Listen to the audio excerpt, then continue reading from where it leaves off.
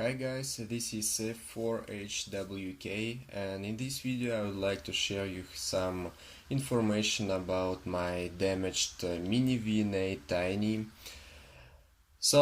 This vector network analyzer has been damaged during a transmission test on the HF band with an output power of 100 watts. During this transmission, the device was connected to a PC situated 3 meters from the transmitter. Also, a 1 meter cable was connected to a DUT port. So this cable has been acted like an antenna and induced some voltage that has damaged the front end of the network analyzer. To confirm this, I have measured a 50 ohm resistor, and as we can see, the reflection coefficient is really not good. We have a lot of spikes instead of getting a really flat response with a low reflection coefficient. The same situation is observed on a Smith chart. We have a lot of random points plotted all around the chart without any correlation to a standard response to a 50 ohm load. The first I have checked the generator of the VNA by connecting a DUT port to a spectrum analyzer through a 10 dB attenuator in order to protect a spectrum analyzer from some high power from damaged port. But as we can see, the power at 8 MHz is around minus 20.5 dBm. So considering the 10 dB attenuator, this power, as we know, is correct for this device. However, I have also noticed some kind of amplitude modulation around the main carrier, but after some research on the internet I have found another measurement of the generator power output, and it showed the same behavior. So I presume the generator in my case working fine. However, I have also tested the generator in a sweep mode from 1 MHz to 10 MHz, and as we can see on this picture where the signal is going from left to right, instead of getting one continuous wave signal, I have a lot of spikes. These spikes are very similar to those observed in the second picture, while I am measuring a reflection coefficient. So if we take a look at a diagram of the network analyzer, we have two parts, like in all VNA. There is a transmitting part and RX part. So the TX part, which is a generator, is working since we have tested it.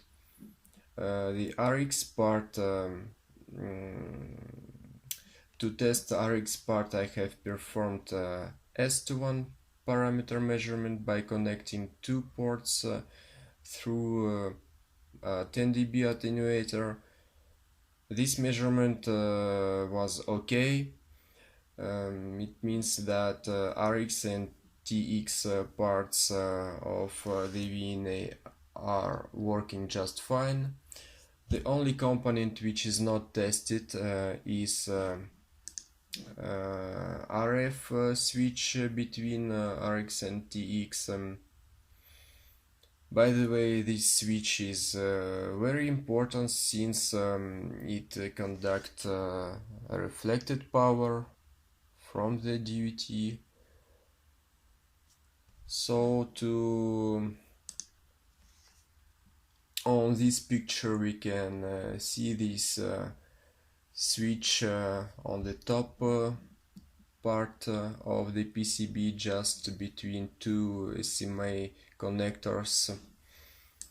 So I have decided to desolder it, this component using a Dremel Versatip soldering iron with a hot air tip. So I have protected the nearby area with Kapton tape. Then I have cleaned the pad. Here we can see the desoldered switch, which is ADG918. We can also see a middle pad in the center of the chip, which is a thermal pad. So I have bought a new switch which for a couple of dollars, and I have soldered it back with a regular iron, so this thermal pad was not properly connected to the ground of the PCB.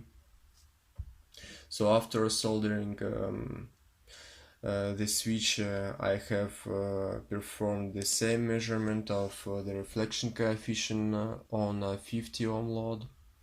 As we can see, this time the response is very good, very flat response with a very low reflection coefficient below -40 dB.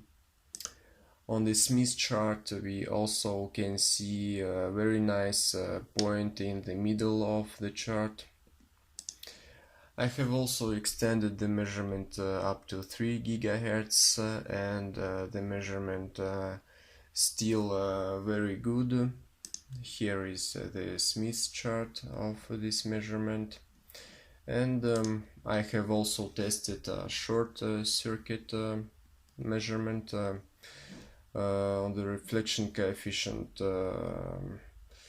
graph we can see a very high reflection coefficient, since almost all power is reflected back. And on the Smith chart we can see that all points are situated on the left hand side, which is correct for short. Finally, since a new RF switch was not soldered correctly in terms of thermal dissipation, I have measured thermal.